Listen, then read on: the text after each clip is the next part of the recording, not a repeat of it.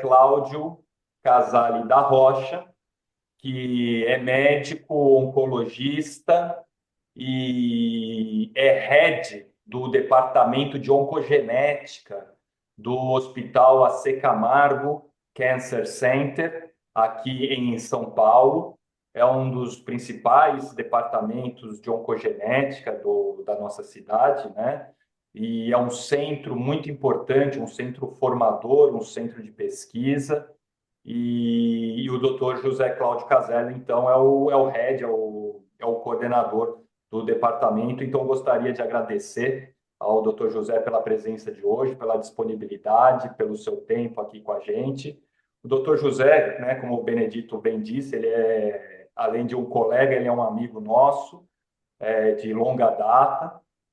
E hoje ele vai nos brindar aí com um tema que está bastante em voga hoje, né? Bastante num highlight, né? Que é justamente a síndrome de von Hippel-Lindau.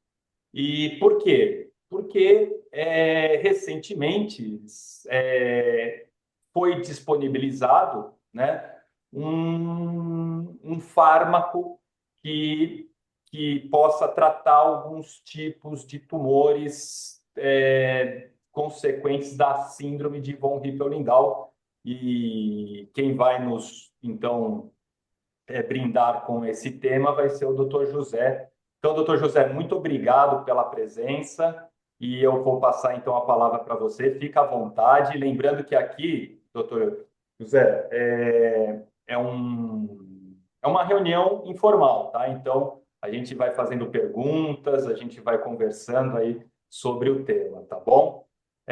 Você tem aí 50 minutos para falar sobre o tema. Muito obrigado pela presença, a palavra é toda sua. Eu que agradeço, Pablo. Prazer também estar aqui revendo Benedito, Érica e outras pessoas também que fazem parte do grupo, né? Que já foi Gebete brasileiro, já virou Guete, hoje Laguete, e acho que com toda essa penetrância que é mérito não só, mas principalmente do Dr. Benedito Rossi, que está aqui, que é um grande amigo. E eu trabalho com von Hippel-Lindau já há 27 anos. Eu fiz o meu doutorado em VHL. Há 25 anos nós criamos o Departamento de Oncogenética da Secamargo. Foi o primeiro departamento de oncogenética na América Latina dentro de um hospital, né, ou dentro de universidades também. Foi o primeiro departamento a criar esse conceito. Benedito lançou essa pedra fundamental lá atrás, né, a gente conseguiu formar um grupo grande e isso assim, acho que é grandioso e dá muito orgulho para a gente ver que esse trabalho continua. Então, ao E longo gerou desse muitos frutos, tempo, né, José, também esse muito, departamento, né? Muitos fantástico. oncogeneticistas saíram desse grupo, Acho que né? Desse, a maioria dos oncogeneticistas passaram pela com Secamargo, né? certeza. Então, eles têm uma passagem pela Secamargo e hoje são destaques aí no Brasil e fora do Brasil. Então, a gente tem muito orgulho disso, é, é, de estar continuando esse trabalho e continuando formando fellows, né, todo ano e residentes que rodam pelo serviço. E quando eu fiz esse projeto de doutorado lá há muito tempo, eu percebi que não era um projeto só de doutorado, ele era um projeto de vida.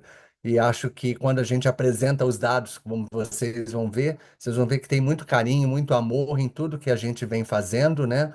E trazendo perspectivas novas aí para controle da síndrome. Eu não imaginava que hoje eu pudesse apresentar um trabalho já trazendo um medicamento, né? E a experiência que a gente está tendo com esse medicamento já em von Hippel-Lindau aqui no Brasil.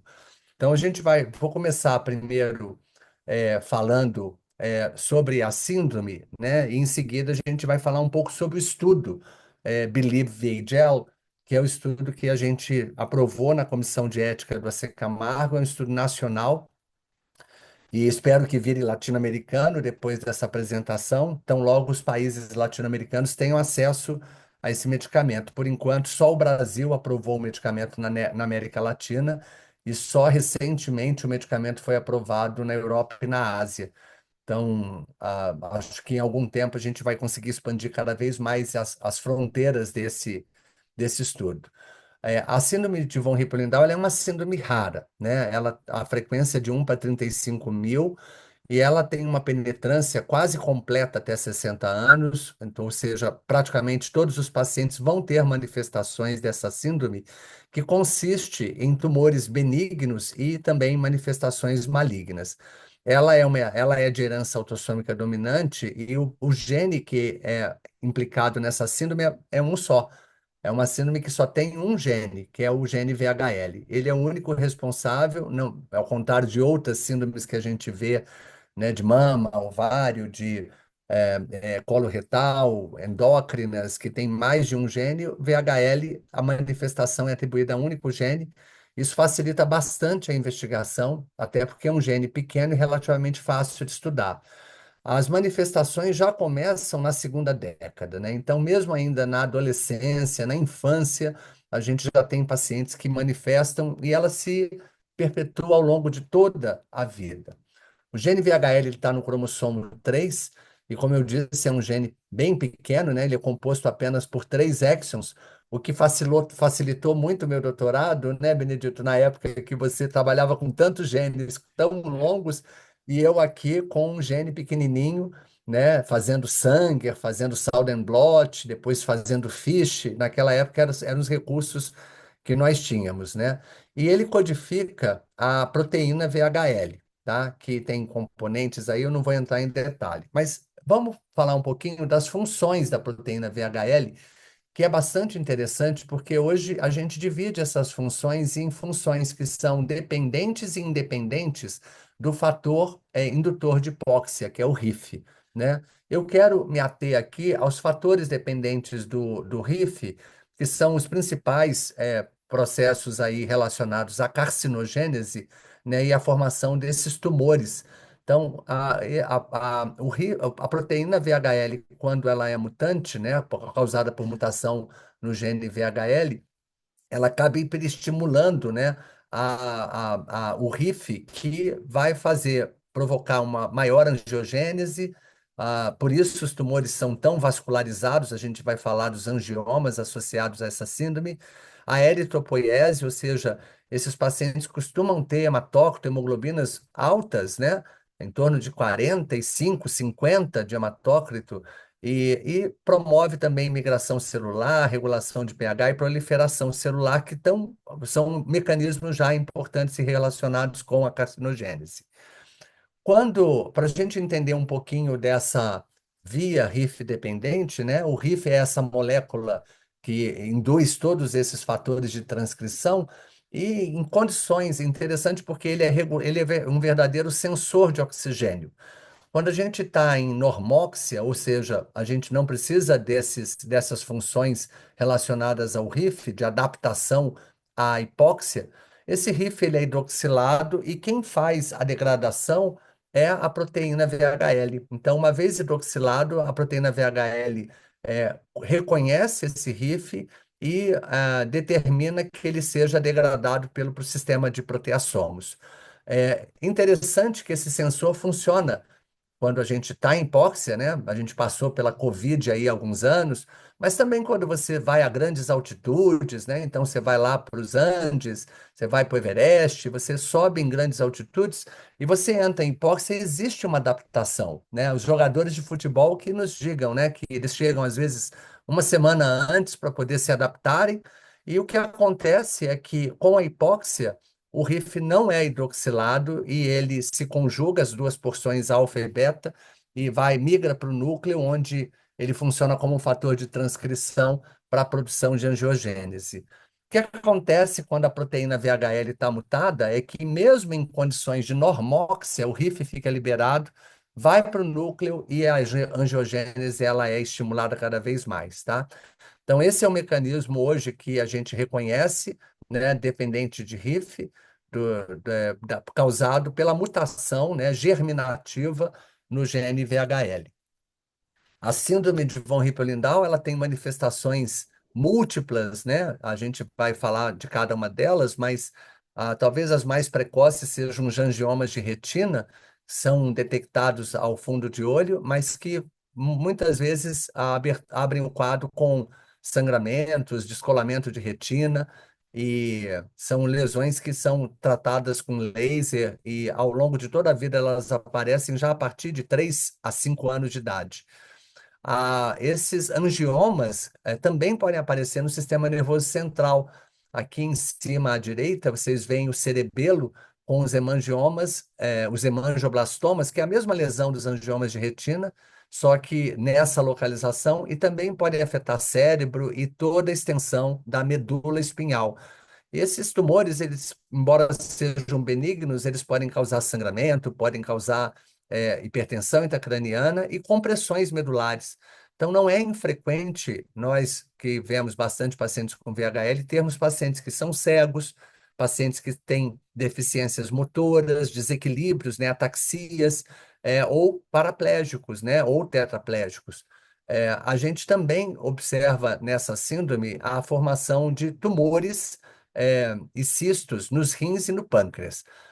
Nos rins, esses cistos são bastante frequentes, né? Esses cistos também de pâncreas e rins, eles não servem como critério clínico, porque eles podem acontecer na população geral, né? Existem outras condições que podem dar cistos. Então, o que define VHL são realmente os angiomas, os hemangioblastomas e os tumores sólidos, né? Sejam os cânceres de rim, que monotonamente são de células claras, e os tumores pancreáticos, que mais frequentemente são os tumores neuroendócrino pancreáticos, mas que ocasionalmente podem ser adenocarcinomas de pâncreas, tá? É bem mais raro. Geralmente esses tumores vão ser neuroendócrinos. A gente ainda tem manifestações ainda no epidídimo, que são cistoadenomas, e manifestações no ouvido, que são os tumores de saco endolinfático. Também não é infrequente nós termos pacientes surdos, tá? E existe um tipo de tumor, que é o feocromocitoma, que ele aparece no VHL tipo 2, né? Que é dividido em 2A e 2B, dependendo da presença ou não de câncer renal, e ele só acontece com alguns tipos de mutação no gene VHL, então as famílias que não têm fel dificilmente vão ter feocromocitoma, e as que têm, frequentemente, feocromocitoma vai ser a primeira manifestação. Então, vamos falar um pouquinho dessas manifestações renais, né? Como eu disse, esses tumores são frequentes, né? A gente tem uma frequência de câncer renal de 30 até 50% dos pacientes ao longo da vida. Como eu disse, são de células claras, são tumores que crescem muito lentamente e é bastante comum a gente ter tumores múltiplos e bilaterais. A gente já teve paciente com mais de 40 tumores renais, né, ressecados de uma única vez, e frequentemente esses pacientes são submetidos a várias cirurgias renais ao longo da sua vida. Principalmente as nefrectomias parciais, a gente evita fazer as nefrectomias totais, porque é um paciente que vai ter tumor no outro rim, né, e praticamente a função renal vai ser comprometida, e esses pacientes eventualmente vão ter que ir para diálise após muitas cirurgias, né, porque a função renal vai ficando comprometida, né? E frequentemente esses tumores são tratados, né, quando estão em estágio avançado, com as terapias anti-VEGF, e também os anti-TKI, né, os inibidores da tirosina quinase. E agora, né, mais recentemente, com os inibidores de HIF-2 alfa. Os hemangioblastomas de cerebelo, só trazendo alguns exemplos, né, aqui para vocês, as lesões cerebelares e também de medula, lesão no tronco cerebral, imagina, paciente dificílimo de operar essas lesões. Essas lesões, quando pequenas, são tratadas com radiocirurgia, mas quando elas ficam maiores e começam a comprimir estruturas nobres, aí somente a cirurgia ela é hoje a alternativa que esses pacientes têm. Também, de novo, esses medicamentos novos, né, os inibidores de HIF-2 alfa, também agem muito bem nesse tipo de lesão. Esses são os angiomas de retina, né? Muitas vezes são bilaterais e múltiplos, né? E causam descolamento, como eu falei, cegueira. Os tumores neuroendócrinos, né? A gente está vendo na seta branca aqui um tumor neuroendócrino bastante grande, Existe uma regra, tanto para rim quanto para pâncreas, que é a regra dos 3 centímetros. Normalmente a gente aguarda o tumor atingir 3 centímetros para operar, porque nessa oportunidade você consegue fazer a cirurgia também dos outros nódulos pequenos. Se você não seguir isso, você acaba operando muito mais vezes o paciente, expondo eles a mais risco, né?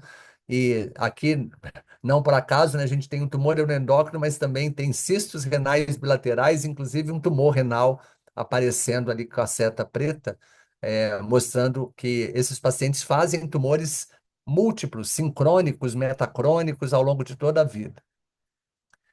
Então, aqui uma imagem, né, de um paciente, do mesmo paciente, do rim desse paciente aliás, é uma paciente feminina, com todas essas imagens são nossas dos nossos pacientes, tá? Nada disso aqui que eu estou mostrando é de internet, são todas imagens cedidas pelos nossos pacientes. E aqui o ultrassom mostrando um rim também muito policístico, é difícil a gente avaliar os tumores sólidos, né, e distinguir muito bem pelo ultrassom. A tomografia ela já mostra um pouco mais, principalmente com contraste, mas o contraste é nefrotóxico, a gente preferencialmente utiliza a ressonância magnética, que define muito melhor as lesões císticas, aqui mostradas com a cruzinha, né? E as estrelinhas, os asteriscos, mostrando as lesões sólidas. Então, um rim completamente afetado. Essa paciente já tinha feito uma nefrectomia no passado, à direita, e ela acabou evoluindo com uma nefrectomia esquerda, foi para diálise, e essa paciente veio a falecer de complicações da diálise 6 meses depois. Então, assim, a gente vê realmente um rim completamente acometido, e essa é a evolução natural dos pacientes, né? Se você não tem uma intervenção, essa é a evolução natural dos pacientes com VHL. Então, a gente começou a estudar, como eu disse, VHL há muito tempo atrás, né? Já temos aí 3 publicações importantes na área. A primeira em 2003, com 20 famílias. Depois, uma série do Israel, que eu acho que está presente também, da USP, e que eu participei, e com mais 9 famílias. E agora, recentemente, a gente englobou essas famílias junto com as famílias novas. E em 2022, a gente publicou um artigo com 62 famílias e descrevendo a evolução desses pacientes ao longo de mais de 20 anos de follow-up. Essas são as 3 publicações. A última, aqui à direita, a gente também introduziu o registro da Síndrome de von Hippel-Lindau no Brasil, né? Que é o Registro Brasileiro de von Hippel-Lindau, o VHLBR, e só para falar um pouco mais, né, a gente, durante muito tempo, deu acesso ao diagnóstico molecular desses pacientes. Então, até 2010, eu ofereci o teste gratuitamente, e depois a gente começou a ter os testes saindo ou por projetos ou já pelos convênios do paciente, pelas seguradoras de saúde, ou de forma particular, como hoje ainda é oferecido aí para os pacientes do SUS, né, que ainda não tem no Sistema Único de Saúde público brasileiro acesso ainda a essas tecnologias, né? E a gente utiliza os guidelines, né, hoje internacionais, para definir a síndrome clinicamente, mas sempre tentando caracterizar essa síndrome do ponto de vista molecular para fazer correlações.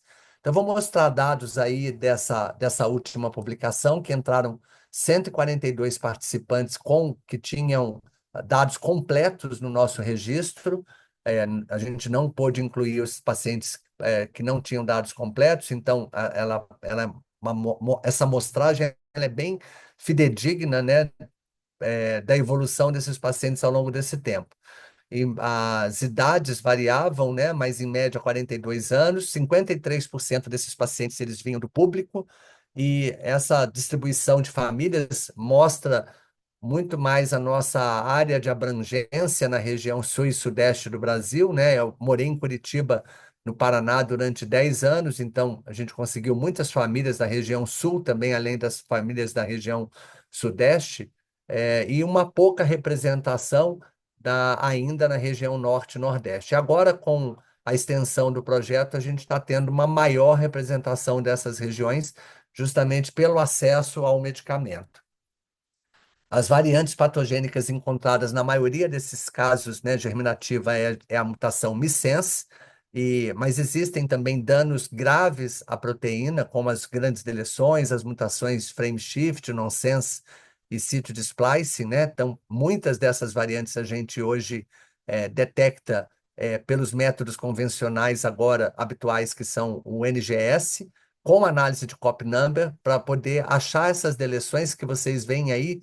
São deleções gênicas que abrangem um exon até o gene inteiro e corresponde a 1/5 das mutações detectadas no Brasil. As principais manifestações do VHL, a gente vê nessa imagem, são os hemangioblastomas de cerebelo, outros hemangioblastomas, né, espinhais, e de outras regiões do cérebro. Em segundo, os cistos renais e os cistos pancreáticos, e aqui em destaque, mostrando na nossa casuística uma incidência de câncer renal de 28,9%, então, baseada somente nos casos com histologia confirmada. E isso mudou de alguns anos para cá, principalmente agora com o belzutifano, né, o medicamento que a gente vai falar na sequência, porque a imagem hoje já é suficiente para você definir câncer coloretal, e por isso essa incidência daqui ela já poderia ser aumentada para 50 até 55% de incidência de câncer coloretal, câncer renal, se a gente considerar somente as imagens. Aqui eram todos os pacientes que a gente tinha ou punção ou foram submetidos à cirurgia. E a idade desses pacientes com câncer renal é jovem, muito mais jovem do que os cânceres renais esporádicos, que ocorrem aí na faixa dos 60, 65 anos. Aqui, a média dos pacientes é de 40 anos. A gente tem pacientes a partir de 20 anos de idade já desenvolvendo esses cânceres, né? Existe todo um programa de rastreamento para síndrome, hoje estabelecido aí pelos guidelines internacionais, né? De a cada faixa etária você fazer exames periódicos, começando já na infância para os angiomas de retina, iniciando aos 15 anos a avaliação dos hemangioblastomas de sistema nervoso central, e em torno dos 20, 25 anos já os tumores pancreáticos e renais.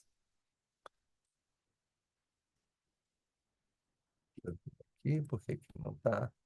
Passou. Então, a gente também levantou os tratamentos que esses pacientes faziam e, sem dúvida, a maioria desses pacientes são operados, né? Então, a gente tem um grande número de cirurgias para controle dessas lesões e com todas as sequelas e morbidades que esses procedimentos podem causar, né? Então, são muito mais paliativos do que curativos, né? E essa sempre foi a evolução desses pacientes. A gente conseguiu também ver que esses pacientes eram submetidos com muita frequência a mais de um procedimento. E olhe a evolução temporal, né, desses cânceres renais ao longo aí de praticamente 12 anos, né? A gente vê esse paciente começando uma lesãozinha lá em 2007, até que em 2019 esse tumor atinge 3 centímetros e ele é levado para a cirurgia, já com algumas lesões satélites, né? E com outros tumores aí também para serem operados. Então, são tumores de crescimento lento, né? E que progressivo. Então, muitas vezes a gente consegue acompanhar esses pacientes, ter uma conduta mais expectante, justamente porque não havia outra forma de tratar esses pacientes. Nessa coorte inicial, que foi a coorte das 20 primeiras famílias, a gente tem um follow-up de 22 anos, e nessa coorte já quase 30% já haviam falecido, com uma média de idade de 43 anos, né?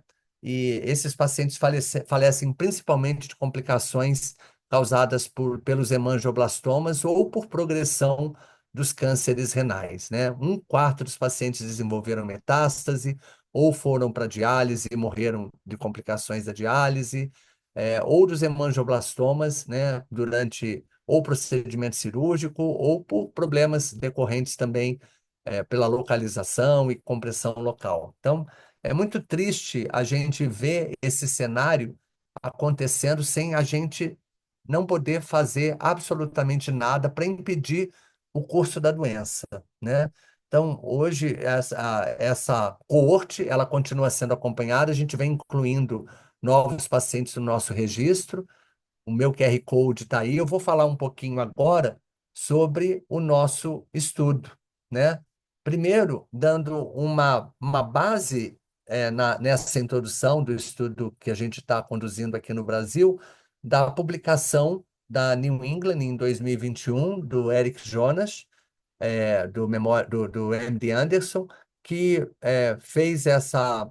criou essa coorte, né? Foi um estudo patrocinado pela indústria farmacêutica que tinha o medicamento chamado Belzutifan, o nome comercial Velireg, e um medicamento oral que o critério de inclusão aqui eram tumores abaixo de 3 centímetros, porque de câncer renal abaixo de 3 centímetros. Esses pacientes eram incluídos porque acima de 3 centímetros já se indicava cirurgia.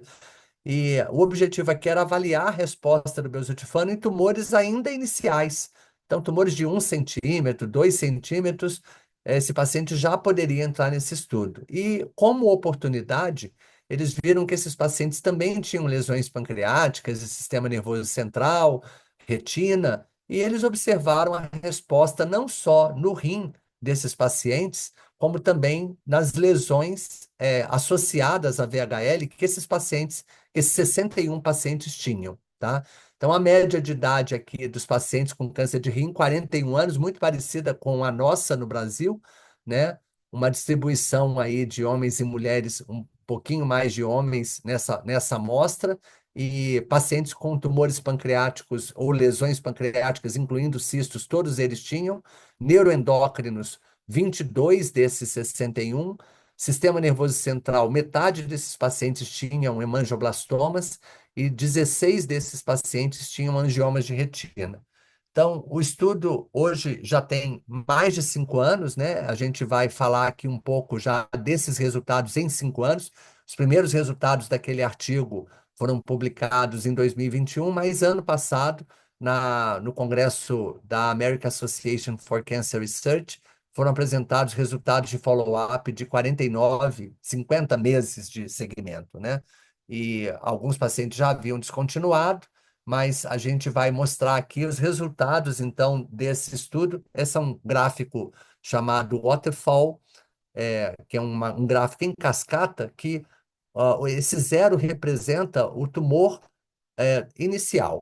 Aqui mostrando para os cânceres renais que nesses 61 pacientes, todos responderam. Não houve progressão das lesões que foram avaliadas, né? E o objetivo desse estudo era ver a resposta renal, e ao longo desses 50 meses já houve aqui 7 respostas completas e um grande número, mais de 80% aproximadamente, com respostas parciais. Que é essa linha pontilhada, né, que mostra aí os casos, né, cada caso é uma coluna, mostrando o tamanho dos tumores até a sua regressão completa em 100%.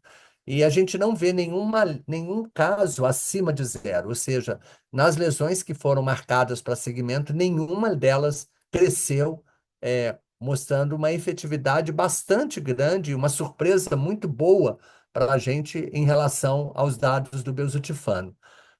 Mais ainda, essa é a primeira medicação que agiu também nos outros tumores, porque até então, sunitinib, sorafenib, pazopanib, todos esses medicamentos antiangiogênicos ou inibidores de tirosina quinase não eram efetivos em nenhum outro tumor, né? Apenas nos cânceres renais. E aqui a gente vê que o mesmo quadro aconteceu para os hemangioblastomas e para os tumores neuroendócrinos pancreáticos, inclusive com respostas completas bastante proeminentes nos PNETs, né? Então, aproximadamente 50% dos pacientes atingiram resposta completa. Provavelmente vão ter outros pacientes que estão quase lá, né? Vocês veem que a diferença é mínima. E os hemangioblastomas, como são tumores benignos de crescimento lento, a gente já também não esperava tanta resposta completa em tão pouco tempo de tratamento. Mas a ideia é oferecer esse medicamento em uso contínuo. Então, esses resultados foram bastante animadores, e quando a gente olha esse gráfico aqui ao longo do tempo, né? O zero representa o momento que esses pacientes iniciaram o bezutifano e os pontos que vocês estão vendo nessas barras cinzas são os procedimentos dos últimos 4 anos que esses pacientes fizeram. A gente vê que após o início do bezutifano, o número de procedimentos que esses pacientes foram submetidos foi significativamente menor, mostrando então que esses pacientes se beneficiam do bezutifano, que é muito interessante a gente pensar em tratar esses pacientes cada vez de forma mais precoce. E a gente começou a ter um medicamento que, inclusive, eu acredito que possa ser preventivo, porque, pelo menos na nossa coorte, eu vou falar, a gente ainda não teve é, muitos tumores novos, como seria esperado, né, em pacientes com VHL ao longo do tempo. Bem, nenhum medicamento ele é isento de toxicidade e a principal toxicidade aqui nos pacientes é a toxicidade, a anemia, que ocorre em aproximadamente 90% dos pacientes. É uma anemia, em geral, leve a moderada, mas ela pode chegar a grau 3, né, em 11% dos pacientes, e isso requer, pelo menos nesse estudo aqui do MD Anderson, uso de transfusão de sangue ou mesmo de alfa-poetina ou eritropoetina. Fadiga, tonteira, náuseas, dispneia também são sintomas associados, mas poucos deles associados com grau 3. Então, é um medicamento que não é imunossupressor, não afeta a plaqueta, e essa anemia, que pode estar também associada um pouco dessa fadiga e dessa tonteira, ela é facilmente corrigida com suplementação de eritropoetina. Então, o estudo, baseado nesse estudo do americano, no Brasil, nós somos o terceiro país do mundo a aprovar o bezutifano, depois dos Estados Unidos e Canadá. Ele foi aprovado em 2023 aqui no Brasil e logo que disponível a gente já começou a incluir pacientes. Vocês vão ver, a gente já tem mais de 60 pacientes já incluídos nesse estudo. É o estudo Believe VHL, né? A sigla é um acrônimo para um estudo de efetividade do bezutifano, um estudo de vida real de efetividade do bezutifano na síndrome de von Hippel-Lindau. E ele está sendo conduzido no AC Camargo, mas incluindo pacientes de todo o Brasil. Nosso objetivo é incluir até 100 participantes, já foram incluídos 61 e tem pelo menos 15 já aguardando liberação do medicamento. A gente acredita que atinge esse número até o final do ano. Esses pacientes, a gente estão sendo avaliados periodicamente para a resposta e para os efeitos adversos. Então, eu trouxe um relato para finalizar de um paciente de 23 anos, masculino, que começou na oncogenética seu acompanhamento em março de 2021, com uma história de, aos 16 anos, ter tido um angioma de retina no olho esquerdo, com descolamento de retina, na época tratado com bevacizumab intraocular, sem sucesso. Esse paciente acabou ficando cego desse olho, e ele também tinha hemangioblastomas na medula, tratados também com neurocirurgia já naquela época. Com 17 anos, ele já tinha múltiplos angiomas no olho esquerdo, no seu único olho, e vinha fazendo laser terapia para controle dessas lesões. Em 2021, ele começou, além dos cistos pancreáticos, ele já tinha cistoadenomas de epidídimo, e apareceram lesões renais sólidas, né, no polo inferior do rim direito. Ele também tinha um nódulo de tireoide que vinha acompanhando, aparentemente sem relação com VHL. E na história familiar, a mãe dele tinha VHL, já tinha feito nefrectomia bilateral e fazia hemodiálise já desde 2022, por conta desses tumores, né? E a, o sequenciamento desse paciente mostrou uma variante, né, no VHL, a mãe também é a mesma variante, obviamente. Em 2022, esses tumores começaram a crescer, embora os angiomas de retina tivessem estáveis. Ele chegou a fazer uso de propanolol, por indicação do oftalmologista, sem nenhuma resposta. E quando a gente avalia aqui o rim, né, a gente vê a evolução dessas lesões, dessa lesão renal, né, de 13 milímetros em 2021 para 22 milímetros em 2022, subindo para 26 e depois 30 milímetros, ou seja, 3 centímetros em abril de 2023. Esse paciente praticamente estava na hora de ser operado e foi quando a gente teve o acesso ao belzutifano e ele pôde ser incluído no nosso projeto, né? Ele chegou ainda a fazer, em fevereiro de 2023, uma laser terapia no olho direito. Ele tinha, antes de iniciar o medicamento, uma dosagem basal de eritropoetina de 4,8, uma hemoglobina de 16 e um hematócrito de 46. E a gente vai observar o que aconteceu com esse paciente ao longo desse primeiro ano de tratamento. Então, em novembro de 2023, foi iniciado, então, o belzutifano na dose habitual de 3 comprimidos de 40 miligramas via oral, e aqui a gente já mostra, né, a evolução, mostrando antes do tratamento os tumores crescendo, né, ali rapidamente, né, e já em março de 2024, um tumor que estava estável. Então, a gente conseguiu, nesse tumor do rim direito, inicialmente, uma estabilidade. Quando a gente vê um outro tumor que ele tinha no rim esquerdo, né, que era um tumor pequeno, né, que antes do início do tratamento já estava também com 28 milímetros, a gente vê que esse tumor do rim esquerdo reduziu e teve uma resposta que a gente chama de parcial, que é uma resposta significativa para tão pouco tempo de tratamento. Então, em 4 meses, esse paciente tinha lesões que já estavam mostrando ou estabilidade, e a gente continua acompanhando esse caso até hoje. As lesões da retina, eu não trouxe aqui, mas elas desapareceram completamente no olho direito. Ele está sem angiomas de retina hoje. Então, houve uma resposta surpreendente dos angiomas de retina e muito feliz, né, desse caso bem-sucedido, estimular a gente para incluir outros casos. Eu trouxe também um pouco dessa evolução dos efeitos adversos, mostrando como a dosagem de eritropoetina cai quando a gente começa o belzutifano e como a hemoglobina e o hematócrito caem significativamente. Essa figura talvez mostre um pouco melhor, né?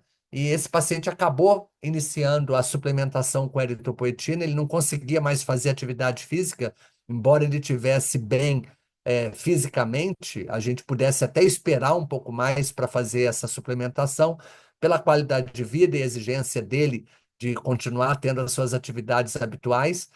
A gente iniciou a eritropoetina subcutânea, a alfa-poetina é dado na dose de 4.000 unidades. Não existe um protocolo, esse é um protocolo que nós estabelecemos para os nossos pacientes. É, e rapidamente houve uma recuperação do quadro, né, de hemoglobina, hematócrito e elevação da eritropoetina, que hoje vem se mantendo. Esse paciente continua fazendo suplementação, já tentamos parar, mas cai de novo o hematócrito, então a gente vê que enquanto ele precisar de belzutifano, né, e a gente não tem um prazo para terminar, esse paciente vai precisar de suplementação. Isso já foi visto, né, esses efeitos na fase 1 e na fase 2 do estudo que eu apresentei do Eric Jonas, quando o fármaco estava sendo testado, né, nas primeiras fases, né, de implantação e de aprovação, tanto a queda da eritropoetina quanto a queda de hemoglobina, ela acontece acentuadamente aí nesses pacientes exigindo. E a gente traz aqui para vocês, já em primeira mão, resultados consolidados, né, desse efeito colateral. A gente ainda não consegue apresentar a resposta, porque tem muito pouco tempo de segmento. Uma paciente que começou há mais tempo, começou em outubro de 2023, então, 1 ano e meio agora, então não é suficiente a gente ainda para fazer uma publicação sobre resposta terapêutica, mas efeitos colaterais a gente vê nesse dado consolidado que a hemoglobina cai bastante, né? Então, principalmente entre o segundo e o quarto mês já de belzutifano, então é importante o segmento desses pacientes mensal com exames de sangue, incluindo hemograma, hepatograma. A gente nota também um aumento de transaminases transitório entre o primeiro e o segundo mês. A queda também do hematócrito é significativa, né? Você vê a média lá desses 35 pacientes, 40, caindo para 28, né? Tem pacientes que desceram até 25 e a gente já iniciou o tratamento com a eritropoetina. E, obviamente, a eritropoetina também a dosagem de eritropoetina. É importante ter essa dosagem basal antes de começar o tratamento. A gente vem recomendando aos médicos que façam essa dosagem. Não é habitual, mas ela é disponível, ela é coberta pelos convênios. Hoje, quem trabalha com nefrologia usa a eritropoetina, então não é um exame difícil de se fazer. E uma queda acentuada. Aqui estão os pacientes que precisaram também de suplementação, então essa curva agora está sendo dividida entre os que suplementaram a eritropoetina e os que não suplementaram. Na nossa corte no Brasil, a gente tem mais ou menos 25% dos pacientes estão suplementando a eritropoetina como efeito adverso. Um pouco maior do que o estudo americano, a gente ainda está tentando entender porque na nossa população está havendo mais efeitos adversos em relação aos dados hematológicos, né, exigindo a suplementação de alfa-poetina. Mas com alfapetina eles vão bem, nenhum paciente precisou reduzir dose até hoje nesses casos que eu apresentei. Então, eu estou aberto aí às perguntas, dúvidas e espero aí que o medicamento chegue logo na América Latina. Eu vou interromper aqui minha apresentação. Bom, bom, obrigado, doutor José Cláudio Casale, que nos agraciou aí com essa aula sobre a síndrome de von Hippel-Lindau e também com um estudo da medicação o belzutifan para o tratamento, né? Assim a gente pode chamar, né, Exatamente. José? O Uhum. tratamento da Exatamente. síndrome, né? E então nós estamos abertos aqui a perguntas. É muito interessante, Aqui, Pablo, porque a gente tem poucos exemplos na oncogenética de tratamentos específicos para síndrome para síndromes hereditárias. E o belzutifano, a aprovação dele no Brasil é unicamente para VHL. Ele ainda sim. não está aprovado para uso em câncer de rim esporádico, tá? Então, a única indicação hoje Então em você tem que ter a comprovação molecular hoje vale a comprovação clínica. Então, não há clínica. necessidade do teste molecular. A gente acaba fazendo É porque a que o gente teste quer fazer molecular hoje está tão disponível, relações, né? a gente gosta. A gente Bom, gosta nós de temos correr. uma pergunta aqui, doutor José. É, tem uma pessoa perguntando se o teste genético deve ser feito para todo indivíduo que apresenta câncer renal de células claras ou só fazer o teste genético quando há outros indícios, né, provavelmente outros tumores, né, ou história familiar. Olha, é uma ótima pergunta, porque quando muitas vezes a gente olha o paciente, quando ele é encaminhado pelo urologista, esse paciente, às vezes, ele só refere ter o câncer renal. E quando você faz o rastreamento clínico, então, o que eu diria é o seguinte: câncer renal de células claras em paciente jovem ou múltiplo, faça um rastreamento clínico para VHL. Procure hemangioblastomas, procure angioma de retina. E na presença de alguma dessas lesões, seja na retina ou no sistema nervoso central, você já tem o diagnóstico clínico de VHL. Aí o teste molecular ele vira uma sofisticação. Se o paciente, é lógico que hoje a facilidade de fazer teste genético ampliou.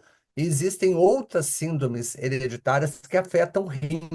Então, muitas vezes, né, nesse contexto de câncer renal múltiplo, a gente acaba fazendo painel de câncer hereditário também para olhar a gene da fumarato hidratase, gene da succinato desidrogenase, gene do TP53 da síndrome de Li-Fraumeni. Então, é muito interessante hoje a gente ter essa visão ampla que o câncer renal ele pode ter causas hereditárias não apenas associadas a VHL, e que vale a pena a gente, muitas vezes, oferecer um painel para buscar variantes em outros genes. BAP1 também, lembrei do BAP1 agora, que é o gene do melanoma e câncer renal, né? A própria síndrome de Lynch, né? Benedito está aí também, né? Os tumores de pelve renal e também cânceres renais também levando, né, a esse fenótipo. Então, o fenótipo é o mesmo, mas o gene pode variar, tá? E se Tá. tem história familiar de VHL, qualquer manifestação de VHL pode ser um angioma de retina. É suficiente para você dizer que esse paciente é portador, tá? Eu Legal. não falei, mas aproximadamente um quinto dos nossos pacientes têm mutação de novo. E como fizeram uma pergunta sobre história familiar, nem sempre Isso. você vai encontrar uma história familiar associada, tá? Então, às vezes há relato na família, o meu avô morreu de um AVC, ou de um, Hum. sabe? E De um aí, AVC será que hemorrágico. um AVC hemorrágico, um tumor? Pode ser. Então, Sim. a gente hoje confia muito nessas situações que você não tem uma história familiar tão informativa em fazer o teste, né? Ele é viável e fácil de fazer. Em 3, 4 semanas a gente tem o resultado. Legal. Uma coisa que eu achei bastante interessante, né, sobre esse tratamento com o Belzutifan é justamente que ele é feito via oral, né? Então acho que são 120 miligramas dia, né? Por dia, Então isso três facilita comprimidos. É, isso, 3 comprimidos de 40 miligramas, então isso facilita bastante a adesão do paciente ao tratamento, né? É um tratamento de uso contínuo e prolongado, né? Aparentemente não tem um término, e como você bem disse, ele pode ser utilizado, pode, né? Quem sabe, até ser utilizado para evitar que as manifestações clínicas venham a acontecer, né? Venham a ocorrer, né? E não já ser utilizado quando o paciente apresenta os hemangioblastomas ou até mesmo tumores, né? Então, é um Pablo, a tratamento. gente, só um pequeno adendo nisso, ele ainda não é utilizado preventivamente. A Sim. indicação, você tem que ter uma lesão ativa relacionada a VHL, né? E Ah, a angioma de retina, ou hemangioblastoma, ou os cânceres renais, ou os tumores neuroendócrinos.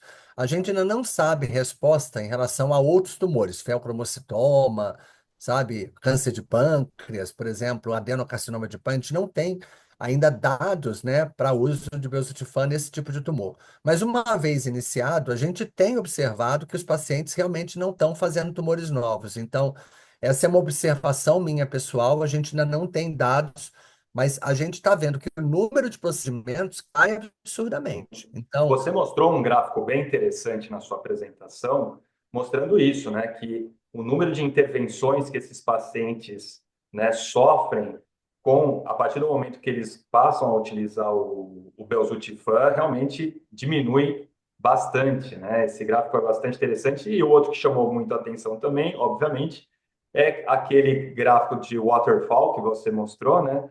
Da regressão do tamanho, né, das lesões com o uso do belzutifan e não havendo a progressão, né, ou seja, o aumento do tamanho dessas lesões. Então, são dois gráficos aí interessantes que chamaram muito bastante marcantes, atenção. né?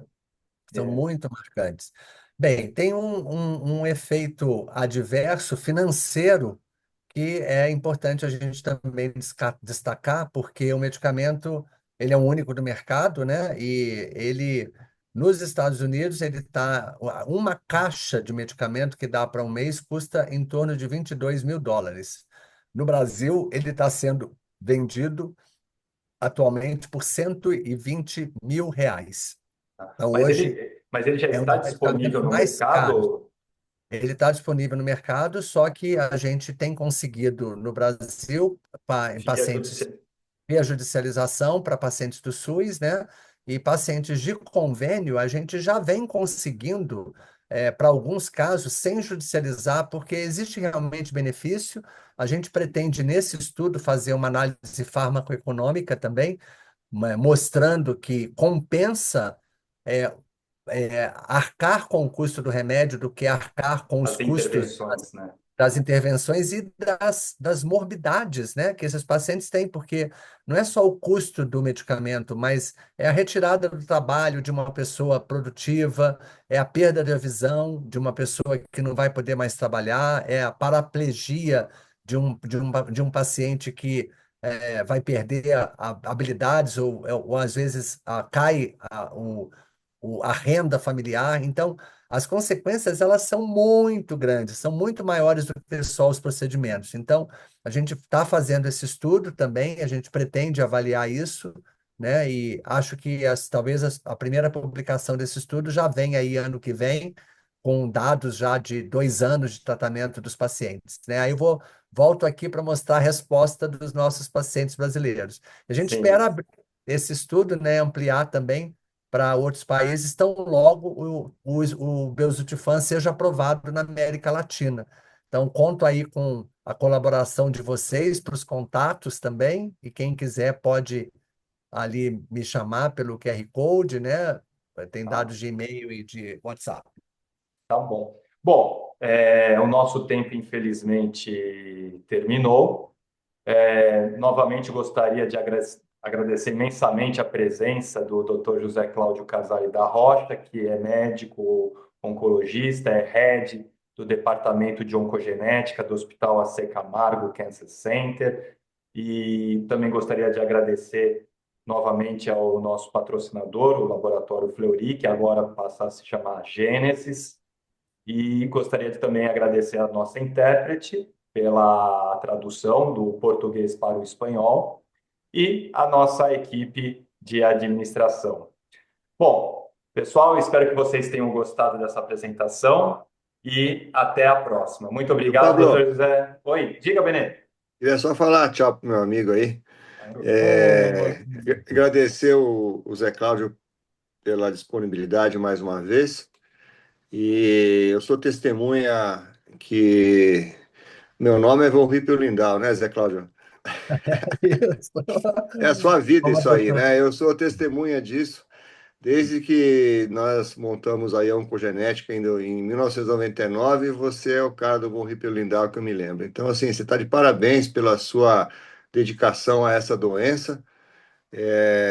Eu acho que a presença de uma medicação como essa muda a perspectiva da oncogenética, né? Não só de von Hippel-Lindau. Eu acho que isso vai acontecer cada vez mais nessa era da medicina genômica, né? E a oncogenética vai se beneficiar em outras síndromes. Logo, logo a gente vai ter drogas agindo aí em vias que vão trazer sucesso no tratamento desses pacientes. Então, a gente que está vivendo essa angústia, né, de não fazer nada de efetivo para esses pacientes, a não ser tratamentos medievais como a cirurgia, né, a gente fica muito feliz, né, Zé Cláudio, de ver essa perspectiva para esses pacientes. Então, isso me deixa, assim, muito, muito esperançoso no futuro da medicina genômica barra oncogenética para outras síndromes, né? E só para terminar, eu fiquei muito feliz quando você voltou aí para a oncogenética do AC Camargo, porque eu acho que você faz parte dessa história e você sabe o quão orgulhoso que eu sou de ter sido parte disso também, né? Desde lá da década de 90. Então, parabéns, Cláudio. Desejo muito sucesso para você aí no AC Camargo. Espero que você suceda de maneira exitosa nesse estudo brasileiro de von Hippel-Lindau. E você sabe que você pode contar com a gente. Quando eu falo com a gente, é comigo, com o Pablo, com a Érica, todo mundo aí que você conhece da nossa trupe, que a gente está sempre à disposição. Muito obrigado, viu, Zé Claro? Eu que Desculpa aí agradeço. o Não, prolongamento aí, tem, mas eu não podia deixar de tem. dar um abraço virtual Muito aí no Zé feliz. Cláudio. Tá, Gratidão, e nós temos, gratidão mesmo. nós temos agradecimentos também da Carolina Cares, muitas gracias, da Karen Álvares, lá do Chile, excelente apresentação.